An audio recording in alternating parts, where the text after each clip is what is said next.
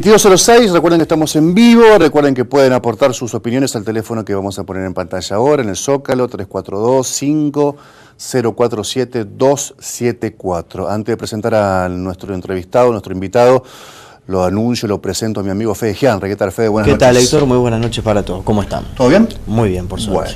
Bueno, tendrá sus preguntas, Fede, también vinculadas a la cuestión educativa en algunos minutos nada más. Arrancando presentando a Oscar Loseco. Buenas noches, Oscar. Gracias por venir. Buenas noches a ustedes también y gracias por invitarme. Delegado departamental de AMSAFE. AMSAFE en el departamento de la capital. ¿Has escuchado, han participado oficialmente, informalmente, formalmente de los proyectos de ley provincial de educación que están circulando? Por lo menos los que se hicieron más públicos, tuvieron más visibilidad, el de Alejandro Boscarol y el de Justiniani Ausburger por el socialismo. Bueno, en ambos casos, como te lo marca, yo soy delegado seccional en la AMSAFE La Capital, nuestro gremio tiene una organización. La comisión provincial sí se ha reunido con legisladores, no ha participado la redacción, obviamente, los legisladores han encaminado su trabajo, digamos, unilateralmente, sin ánimo de crítica, han encaminado su trabajo de esa manera y ahora, por lo visto, están haciendo una ronda de consultas. En esa ronda de consultas, AMSAFE Provincial ha participado, tanto Sonia Leso como algunos de sus adjuntos se han reunido con legisladores, han tomado conocimiento de las propuestas que se han elaborado. Hasta allí hemos llegado. Lo que hay para decir es que nosotros como organización, más allá de tomar conocimiento, de acercarnos, de saber de qué se trata, en realidad cuando nosotros trabajamos, discutimos, lo hacemos con debate en las escuelas, con debate participativo de los compañeros, con un estado de asamblea que tenemos en AMSAFE que define posiciones. O sea, hemos tomado conocimiento, sabemos de qué se trata, obviamente tenemos posiciones para discutir, pero oficialmente no somos parte del debate, porque los legisladores, bueno, definirán de qué manera hacerlo. A nosotros nos parece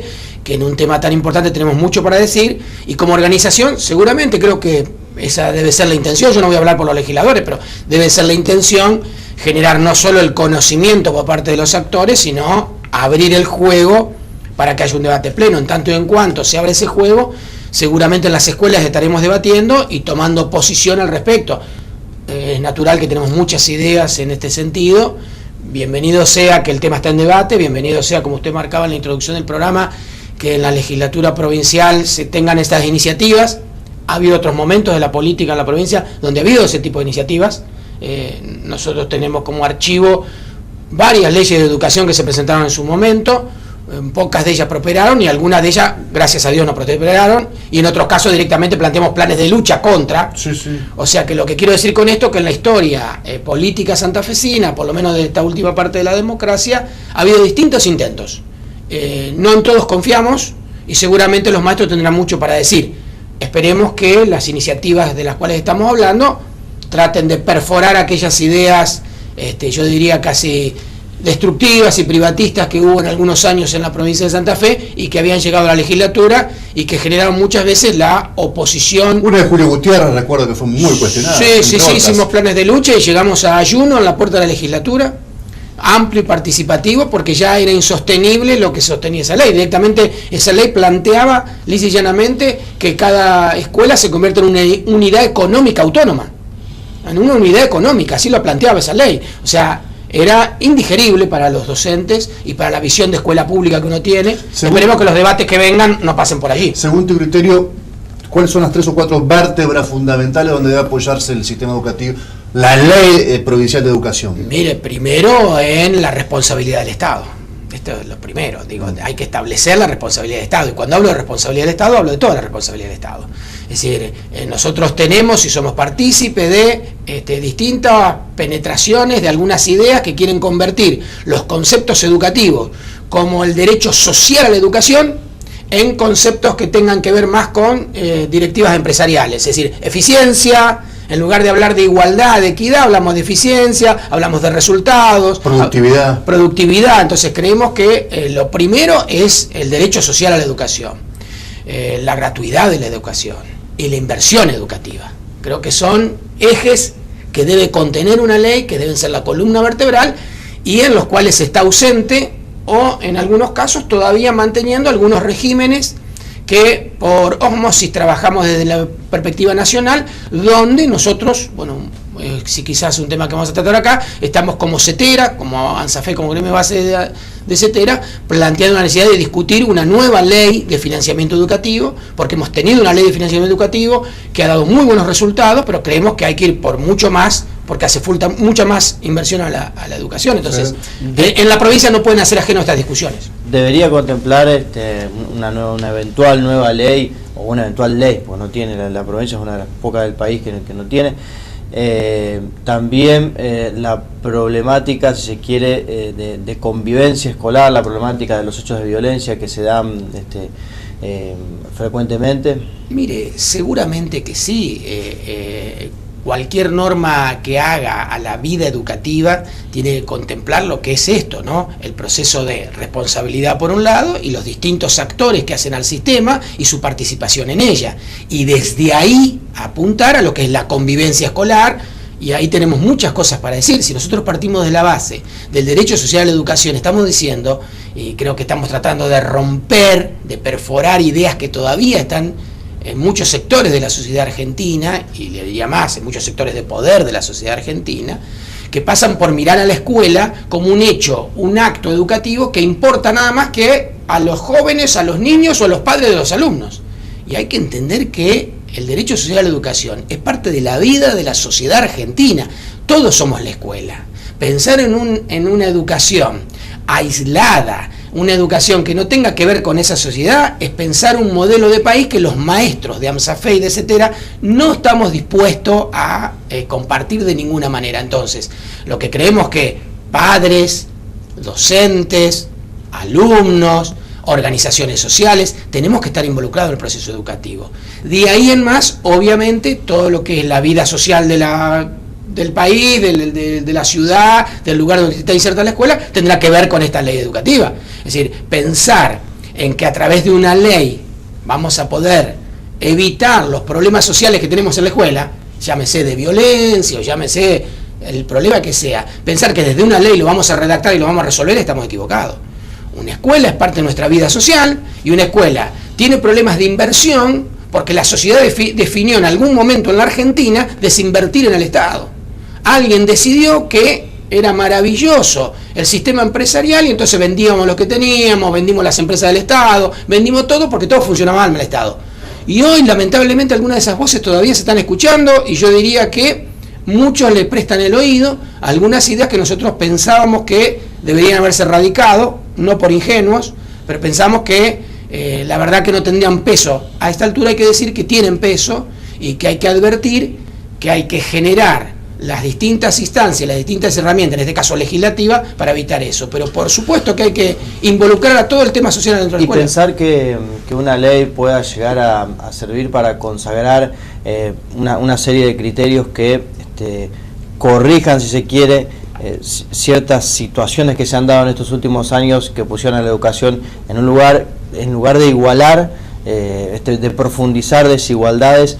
También puede ser un error pensar que una ley debería tener criterios, elementos que de vuelta intenten que la educación sea un elemento igualador, genuinamente. No, al contrario, nosotros creemos y estamos convencidos de que el rol social de la escuela, a través de las normas, que sean herramientas que permitan, tiene que tener en su proceso el central la idea de igualar, la idea de igualdad. Hoy escuchamos hablar de calidad. La verdad que tenemos que ser capaces de generar la instancia de compatibilizar la calidad con la igualdad. Si no, es un latiguillo. Si no, uno escucha hablar de calidad educativa casi como un mensaje televisivo, casi como un flash, y es un error. En realidad hay que pensar la calidad desde la perspectiva de que la escuela sea el proceso de igualación social que permita a todos los ciudadanos argentinos tener la instancia de tener un proceso educativo no solo que le permita desarrollar sus habilidades, sino permitirle ser un actor de los cambios sociales que la sociedad necesita, para ser más pareja, para ser más igualitaria, en lo económico, en lo social, en el conocimiento. Pensar que el conocimiento es el gran debate de este tiempo es una verdad casi de perogrullo, si uno no piensa que el conocimiento es una verdad de este momento, pero el conocimiento necesita democratizarse. Tener el conocimiento y no tenerlo democratizado es la verdad pensar en una escuela que no es la que AMSAFE y CETERA creen que tenemos que tener. Ahora, igualmente yo te agrego esto, porque ya Fede te va a consultar acerca de una denuncia que hizo el Ministerio de Educación esta semana con respecto a una escuela pública, o por lo menos a actores de una escuela pública. Ciertamente el financiamiento es clave en la educación pública para garantizar por derrame, calidad, mejoras en infraestructura. Seguramente un docente que tenga un aula con 15 alumnos adelante va a bajar mejor los contenidos que si tuviese 50, y así podemos poner otros ejemplos parecidos. De todas maneras, sigue habiendo mucha dificultad, sobre todo se plasma en el ingreso a las universidades, de interpretación de texto, de errores de ortografía, de problemas de distinta índole arrastrado de la formación media. Digamos, ¿en qué punto la docencia discute? Está bien, es difícil garantizar calidad educativa cuando estás apagando incendios en todo momento en las escuelas periféricas, por decirlo de algún modo, donde el problema social es sumamente grave. Ahora bien, hacia adentro se discute, digamos, que el chico está llegando en condiciones de mucha desventaja a la universidad pública. Usted está dando la pauta, en el planteo de su pregunta, usted está dando la pauta de cómo encarar el problema.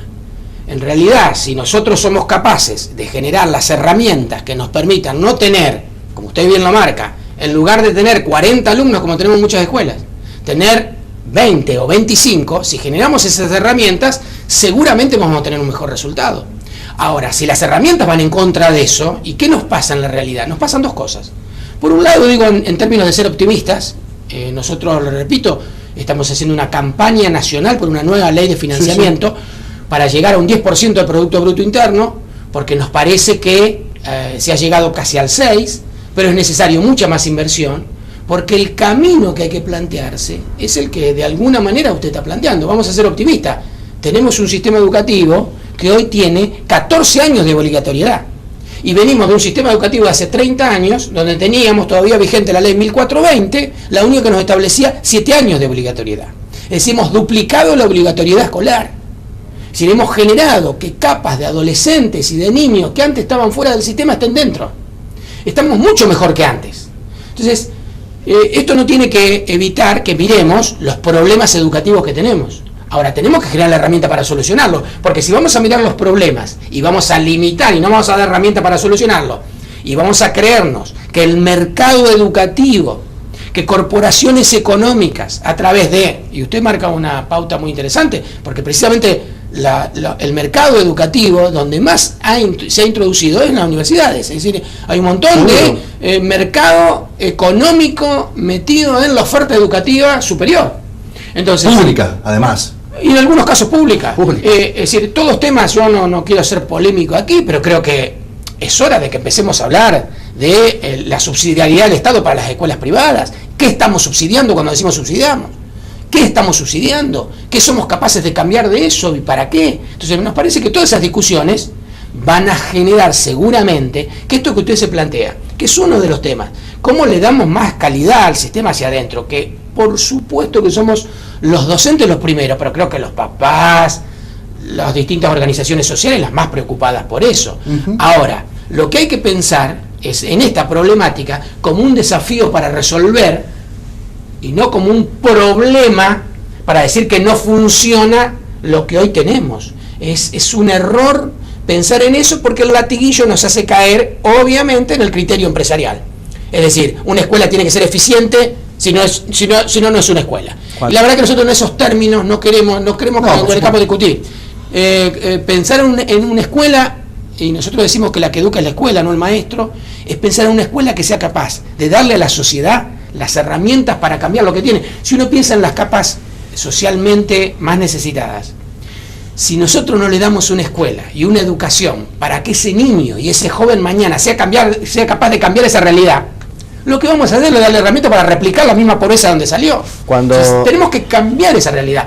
y el único actor que la va a cambiar es el ciudadano, con una escuela que esté a la altura de las circunstancias. No, que cuando usted dice que se está subsidiando, cuando se está subsidiando a ese tipo de instituciones, claramente se está subsidiando desigualdad, porque después son las instituciones que tienen los índices más bajos de deserción escolar, índices inclusive que muchas veces son inversamente proporcionales a lo de las escuelas públicas, ¿no? Por ejemplo, eso se está subsidiando, desigualdad, y a eso apuntaba también la pregunta anterior. Seguramente nos vamos a encontrar con un montón de esos elementos. Mire, la tasa de sobredad es todo un tema para discutir. Es decir, cantidad de escuelas que tienen una tasa de sobredad en los alumnos de nivel primario muy vinculada a situaciones sociales extremas. Y si nosotros nos vamos a determinadas zonas de la ciudad de Santa Fe, nos vamos a encontrar con esta problemática. Niños de quinto, sexto y séptimo grado que están en una edad que tendrían que estar en la escuela secundaria y todavía están en la escuela primaria, porque abandonaron para trabajar, porque volvieron. Entonces, muchas veces uno ve con asombro que se publicitan índices de ingreso al sistema educativo que han mejorado y mucho, y no se habla de la sobredad educativa. Entonces, son todas problemáticas que necesitan resolverse. Nosotros para eso creemos que tiene que haber una nueva ley de financiamiento, más inversión educativa, no solo para la cuestión salarial de los docentes, que para nosotros no es ajena. La verdad que pensar en un sistema educativo nacional, con una responsabilidad del Estado nacional, donde hay maestros que en 100 kilómetros de diferencia, para no decir 1000, en 100 kilómetros de diferencia cobran salarios totalmente distintos por la misma tarea, es pensar que el sistema nunca va a poder funcionar de esa manera. Fede, la pregunta respecto a lo que estaba charlando recién. Para salir un poco de este tema, y bueno, lo planteó ayer un poco en estos términos la ministra Claudia Balaguer. Una directora de un establecimiento detectó que ella, en la documentación, los informes que recibe de todo el plantel docente que estuvo trabajando durante ese mes en su establecimiento, aparecían nombres totalmente desconocidos. Se investigó y se detectó que se ingresó al sistema informático integral que gestiona justamente todo lo que tiene que ver con la actividad laboral de los docentes, a través del acceso a una clave, un sistema informático que tiene una clave, y de esa manera se otorgaron reemplazos a personas o que no son docentes o que no estaban trabajando habitualmente en ese lugar, y por ende han cobrado esos reemplazos, ¿no? ¿Esto cómo lo tomó AMSAFE? ¿Qué consideraciones han hecho ustedes respecto de esta situación que se planteó? Bueno, en primer término, no es la primera vez que nos pasa, que es un docente, es una compañera directora la que pone la objeción. O sea, no fue el sistema del Ministerio de Educación, sino fue la misma escuela la que plantea, como usted bien lo dice, bueno, aquí está pasando algo que no debería estar pasando. Entonces, lo primero es que valorar una vez más el trabajo de los docentes con la propia autorregulación que tenemos, a pesar de que el sistema hoy está absolutamente computarizado, por los datos que nosotros tenemos, a través del periodismo y a través de la información que se han dado, es que se ha penetrado en la clave, no se sabe si se hurtó, se hackeó, hoy el sistema está absolutamente computarizado. A pesar de eso, los docentes seguimos teniendo manera de revisarlo. Por lo tanto, nosotros como AMSAFE, primero, una vez más, valoramos que desde la perspectiva de los docentes tenemos un sistema de autorregulación que la verdad que funciona y funciona muy bien. De hecho, se ha detectado a través de los docentes, así que la primera consideración apunta hacia allí.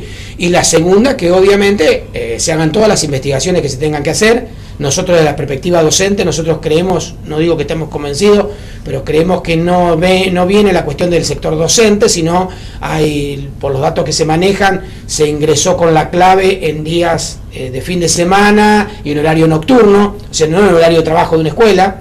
Esto habla de que quizás el hackeo provenga de sectores, digamos, es casi un delito, esto es un delito, por lo tanto, digo con todo el respeto, pero con delincuentes que han actuado con un sistema de cómputo para tratar de robarle al Estado. En el sector de los docentes tenemos una ley de disciplina que funciona y muy bien, por lo tanto, nosotros desde AMSAFE tenemos absoluta tranquilidad y más aún, valoramos obviamente que el sistema, a través de nuestros compañeros, detecta este tipo de problemática. No es la única escuela que no ha pasado. No ha pasado, nosotros tenemos este caso, ha tomado conocimiento así público, pero ya en varias ocasiones anteriores, por una cuestión de edad, yo hace más de 30 años, 33 años que soy docente y que estoy en el sindicato, hemos tenido otros casos cuando no era computarizado y se ha exonerado a quienes estaban en la docencia y a quienes no estaban en la docencia y participando en algún acto de este tipo. O sea que nosotros a lo largo de nuestra historia hemos tenido una autorregulación de estas problemáticas, o sea que creería yo que no hay ningún docente detrás, y si lo hubiera, el primer paso son docentes que han aclarado cómo es la situación, y en segundo caso caerán todas las responsabilidades si hay alguna responsabilidad. Te he pedido 30 segundos para la respuesta, si podés. Es muy complejo, muy doloroso lo que te voy a consultar. Se cumple mañana 3 años de la tragedia de las docentes en Tostado, donde fallecieron 7 maestras, el conductor de una Traffic, y milagrosamente salvó su vida un profe de educación física. ¿Algo cambió en lo estructural, en lo nuclear de el comportamiento de docentes, sobre todo en el norte, que deben ser casi docentes taxi, ir de un lado para el otro para cumplimentar con sus tareas, o sigue todo igual? No, mire, no cambió todo lo que nosotros quisiéramos que cambie. Nosotros apuntábamos en los cambios que se han dado, obviamente tienen que ver con un traslado casi inmediato, la posibilidad de mucha más movilidad por parte de los docentes, o sea, ya no tienen la obligatoriedad de permanecer en una escuela X cantidad de tiempo para poder trasladarse, o sea, han cambiado algunas cosas. De todas maneras, nosotros apostábamos a que en la movilidad de los docentes sea parte integrativa de su salario y evite quizás la posibilidad que se les da muchas veces, o la necesidad que tienen muchos compañeros, sobre todo en el norte, de viajar no en las condiciones ideales, en las condiciones que deberían ser, para tener la seguridad de que su vida no corra peligro. Eso en el fondo no ha cambiado como nosotros quisiéramos. Nosotros creemos que la movilidad de los docentes es parte integrativa de su salario, parte integrativa de sus derechos, y esto no hemos conseguido todavía en la paritaria incorporarlo. Debemos decir que el gobierno se ha venido a discutirlo, pero no tenemos las soluciones que nosotros quisiéramos para complementar esta idea. Y permítame recordar a aquellos compañeros, ustedes lo saben muy bien, la hija de un querido compañero perdió la vida allí, que militó conmigo muchísimos años, así que siento el dolor muy personalmente, y la verdad que uno quisiera haber tenido todas las soluciones ya en la mano. No cambió todo lo que nosotros quisiéramos que cambie. Yo creo que hay muchas cosas por hacer todavía que lamentablemente no se han hecho. Gracias, Oscar, por la visita. Bueno, Carlos Seco charlaba con nosotros, delegado departamental de AMSAFE en la capital. Vamos a la pausa. Tras la pausa directamente enganchamos con la entrevista que le realizamos al ministro de Seguridad, Maximiliano Puyaro. Dura alrededor de 20 minutos, la vamos a compartir tras la pauta comercial.